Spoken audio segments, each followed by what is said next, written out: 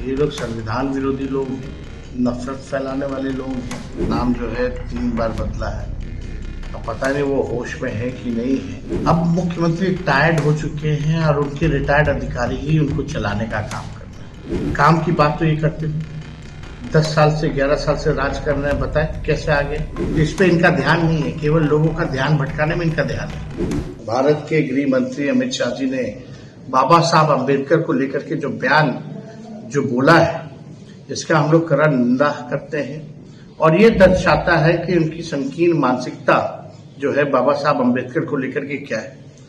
उनकी body language को देखिए, उनकी भाषा को देखिए, 17 सेकंड में जो है पूरी तरीके से जो है साफ पता चल जाता है कि ये लोग बाबा साहब अम्बेडकर को कितना चाहते हैं। और आप देखिएगा शुरू से ही आरएसएस का और भाजपा के लोगों का, इनके पास तो कोई महापुरुष है नहीं, ना इनका कोई आजादी में योगदान रहा।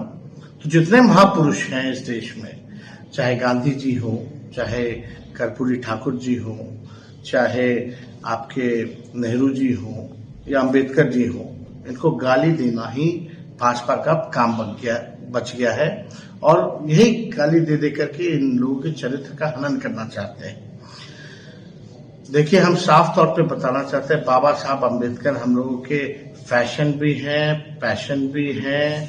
बाबा साहब अम्बेडकर हम लोगों के मोटिवेशन भी हैं और इंस्पिरेशन भी हैं।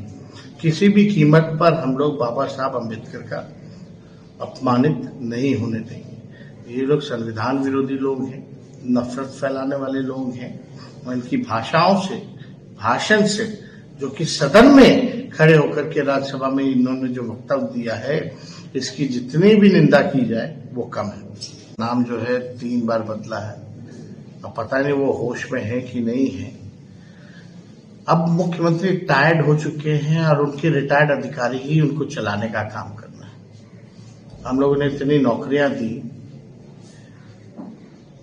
5 लाख नौकरी दी, 3.5 लाख नौकरी प्रक्रियाधीन कराई। अब तक जो है इन्होंने बचे हुए जो प्रक्रियाधीन नौकरियों का क्या हुआ, 20 लाख का ऐलान किए थे, वो क्या हुआ। तो हम लोग जो लकीर जो खींचते हैं उसी पे ये लोग जो है पीछे पीछे चलते। तेजस्वी आगे आगे चलेगा, ये लोग पीछे पीछे चलेंगे।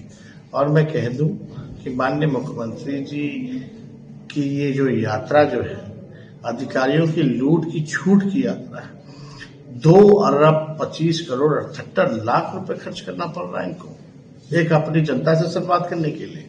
और कहते हैं कि बिहार गरीब राज्य है, तो हम ये कहेंगे कि ये मुख्यमंत्री जी की अलविदा यात्रा है। अब उन्होंने तो पिछले चुनाव में ही पूर्णिया में कह दिया था कि अंतिम चुनाव, तो इनकी अलविदा यात्रा है। धन्यवाद। एक तो नफरत फैलाना इन लोगों का काम है। काम की बात तो ये करते थे, 10 साल से 11 साल से राज कर रहे हैं, बताए कैसे आगे।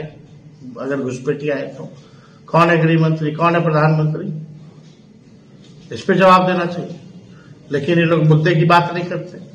बेरोजगारी, महंगाई, गरीबी, पलायन, किसान, मजदूर की ये लोग बात नहीं करते। रुपया कमजोर हो रहा है, डॉलर मजबूत होता जा रहा है, इस पे इनका ध्यान नहीं है, केवल लोगों का ध्यान भटकाने में इनका ध्यान है।